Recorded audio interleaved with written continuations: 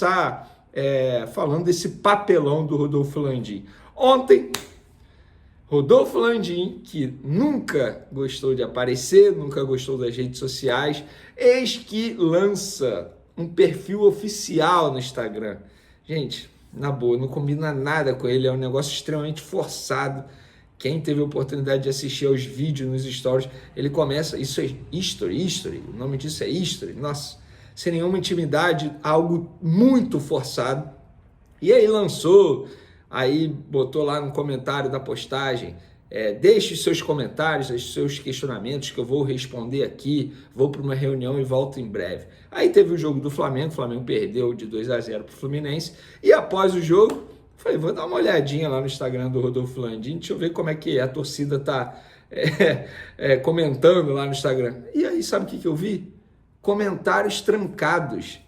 Nossa, assim é fácil ter rede social, né? O cara pede para as pessoas comentarem e depois tranca os comentários porque não quer ler crítica, porque não quer ser criticado, só quer receber elogio. Papelão do Rodolfo Landim. E outra, na descrição do Instagram dele, ele bota assim, que faz parte da gestão mais profissional da história do Flamengo. Me desculpa, Rodolfo Landim, eu acho que você pode fazer parte e ser o presidente da gestão mais vitoriosa. Isso aí, sem sombra de dúvida. Vocês ganharam muita coisa. Mas muita coisa vocês ganharam tendo mais sorte do que juízo. Porque profissional vocês não foram nem um pouco. Uma gestão que gasta mais de 50 milhões de reais com demissão de treinador, com muita rescisória de treinador, não pode ser considerado profissional. Com todo respeito ao seu trabalho à frente do Flamengo, que eu repito, em outras áreas vai muito bem, obrigado, finança vai muito bem. Eu acho que assim, é uma gestão que a gente tem que bater palma, aplaudir. Foram 6 anos de um bom trabalho. Agora dizer que foi a gestão mais profissional, eu discordo totalmente. Não foi a gestão mais profissional, mas não foi mesmo. Vocês não tiveram um projeto no futebol. Não tem projeto esportivo. Foram 6 anos sem projeto esportivo. O Jorge Jesus foi um acaso. Vocês contrataram o Jorge Jesus por coincidência, graças à indicação de Paulo Pelaipe, que hoje nem está mais no Flamengo, foi demitido por vocês de maneira covarde ainda por cima. Isso precisa ser ressaltado e hoje está no Cruzeiro. Fora isso, vocês não tiveram nenhuma gestão profissional no futebol. Mais um papelão do Rodolfo Landim. Terrível, terrível, tal como os vídeos que ele vem publicando lá no Instagram, que também são vídeos bem forçados, bem fracos. Sobre o jogo de ontem, galera, eu não consegui fazer live nem vídeo pós-jogo, correria danada. A coletiva do Felipe Luiz, ele disse o seguinte: no primeiro tempo a gente controlou bem o jogo, sofremos alguns contra-ataques. Não foi o nosso melhor dia tecnicamente. A bola escapou muito do nosso pé, erramos alguns domínios. Jogadores que talvez não estavam tão sincronizados entre eles no meio e demos alguns contra-ataques. Fizemos um bom primeiro tempo com bastante chance de gol. E no segundo tempo, a partir do momento que começamos a sofrer e depois das perdas de bola, perdemos um pouco a força no meio campo porque era um jogo de bastante transição, ida e volta. E acabamos sofrendo o gol. Depois do gol, o Fluminense sabe muito bem se defender e ficou cada vez mais difícil de fazer gols. Mesmo assim, criamos chances e não conseguimos fazer. E ele também falou sobre Gabigol. Primeiramente, o que mais peço para o Gabi é o posicionamento dele, que ele se posicione de um jeito onde seja produtivo, que ele possa conseguir atacar bem os espaços, que é o que ele faz de melhor. Obviamente que cair no impedimento é uma leitura, um time que às vezes ele não está tendo, mas para mim menos pior é às vezes ele ficar impedido do que vir buscar a bola no pé, como vi ele fazer em anos anteriores.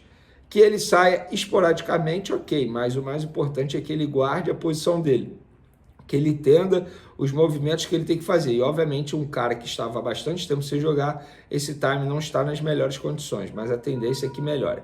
Vamos lá, sobre a leitura de jogo dele, eu acho até que está correta. No primeiro tempo, o Flamengo jogou melhor que o Fluminense.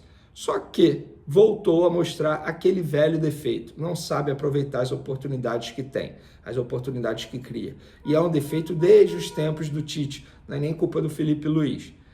Agora, no segundo tempo, o time jogou muito mal. E uma partida de futebol, ela tem 2 tempos.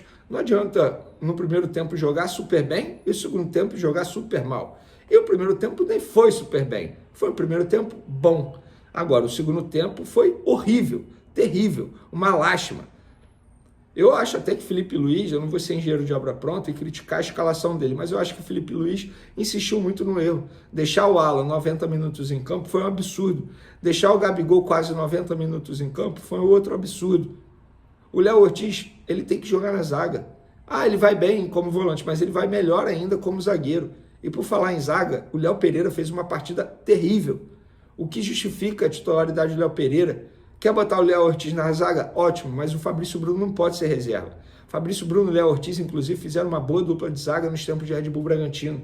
Entrosamento, inclusive, não seria um problema. E por falar em partida ruim, mais uma do Ayrton Lucas. Terrível, uma lástima. Uma lástima. Um jogador que não consegue jogar bem desde quando foi convocado para a seleção brasileira. Ainda bem que o Alexandre volta no domingo. Dito isso, galera, eu acho que a atuação, a derrota do Flamengo para o Fluminense não interfere para domingo. Domingo é uma outra atmosfera, um outro ânimo, os jogadores vão estar no outro nível de concentração e a gente sabe muito bem que esse elenco do Flamengo, em jogos de mata-mata, parece que eles incorporam o bom futebol, que eles escolhem jogo. E eu não estou dizendo que eles escolhem jogo, apenas parece. Porque, de fato, eles jogam totalmente diferente em uma partida de mata-mata. O Campeonato Brasileiro não tem sido forte desse elenco, dessa diretoria do Flamengo há muito tempo, inclusive.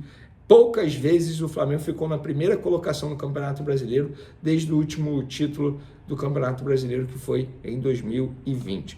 Galera, minha opinião sobre o Gabigol. Para mim já deu o Gabigol como titular. Não faz mais o menor sentido. Tá jogando muito mal. Eu esperava muito mais dele nessa partida contra o Fluminense, depois de 8, 9 dias treinando, focando apenas para esse duelo. E o Gabigol parece que ele tem 38 anos e não 28 anos. Fisicamente falando, ele não aguenta mais. Já deu. Mas vai colocar quem? O Felipe Luiz, ele é treinador para isso. O Guardiola, por exemplo, lá no Manchester City, ele toda hora ele faz adaptações. O Felipe Luiz, ele é treinador para pensar, para planejar, para arrumar. Mas o Gabigol é o único centroavante. Mentira, o Gabigol não é centroavante. Não é centroavante. O Carlinhos é centroavante. Mas eu acho que o Carlinhos não tem que ser titular. Até porque no domingo ele nem pode ser escalado, porque ele não pode jogar pela Copa do Brasil com a camisa do Flamengo, porque já jogou pelo Nova Iguaçu. O que eu penso é, o Gabigol já deu como titular. Nada mais justifica o Gabigol como titular. E o Felipe Luiz, ele é treinador para isso, ele é pago para isso, para ele pensar em uma outra alternativa, em uma outra possibilidade. Gonzalo Plata, Lohan, Arrascaeta de falso 9, Michael lá do Bruno Henrique, que seja. Mas nada mais justifica o Gabigol como titular. E por falar em treinador, lembra do auxiliar do Tite? Kleber Xavier foi auxiliar do Tite durante 24 anos. Ele anunciou nas redes sociais que vai virar treinador, ou seja, vai romper a relação com o Tite depois de 24 anos. Boa sorte ao Kleber Xavier, inclusive o último trabalho dele ao lado do Tite foi justamente no Flamengo. Vamos falar agora de punição. Pois é, rapaz, o Flamengo hoje teve uma péssima notícia em relação ao Alcaraz, porque teve julgamento do STJD, aquela confusão lá do Campeonato Brasileiro, Flamengo e Corinthians, lembra? Pela 25ª rodada, jogo que foi no dia 1º de setembro, só hoje teve o julgamento lá no STJD, e Alcaraz pegou 4 jogos de suspensão, Yuri Alberto pegou 2 jogos de suspensão, o zagueiro Kaká pegou 2 jogos de suspensão, Emiliano Dias, auxiliar do Corinthians, 1 jogo de suspensão, Fabinho Soldado, dirigente do Corinthians, 15 dias de suspensão, Thiago Resetti, Gandula, 20 dias de suspensão, Alessandro Gandula, 20 dias de suspensão, Corinthians foi multado em R$13 mil e o Flamengo foi multado em R$8 mil. Venê, o Alcaraz pode jogar no domingo, Yuri Alberto pode jogar no domingo, o Kaká pode jogar no domingo, sim, eles podem jogar no domingo, para vocês entenderem. Quando a punição é número de jogos, esses jogos têm que ser cumpridos na competição, ou seja, tem que ser no Campeonato Brasileiro, no caso do Alcaraz, do Yuri Alberto, do Kaká. Quando a punição é em dias corridos, aí é dias corridos. Por exemplo, se eles tivessem pego 15 dias, o jogo no domingo, ia entrar nesses 15 dias, eles não iam poder disputar a partida. Então, como foi número de jogos, eles vão cumprir essas suspensões no Campeonato Brasileiro. O Alcaraz já pegou um jogo, se eu não me engano. O Yuri Alberto também já pegou um jogo, o Kaká também já pegou um jogo, e aí o Alcaraz tem mais 3 jogos para cumprir. Então, péssima notícia para o Flamengo no Campeonato Brasileiro. Pelo menos no domingo o Flamengo terá o Alcaraz, que não fez uma boa partida contra o Fluminense, mas eu não vou ficar aqui criticando o Alcaraz.